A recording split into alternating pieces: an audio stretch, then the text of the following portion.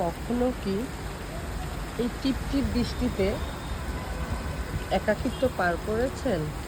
আমি করেছি।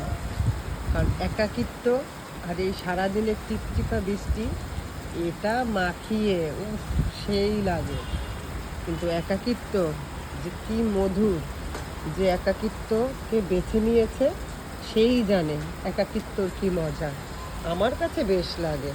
এখন আর মন খারাপ করি না।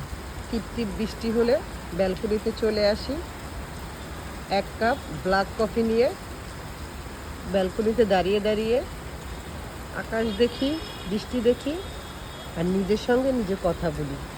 নিজের সঙ্গে নিজে কথা বলতে যে এত ভালো লাগে কি আর বলবো।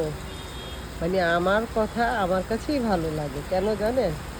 আমি দোষ করি বা নাই করি, প্রতিবাদ করার মতো কেউ পাশে থাকে না।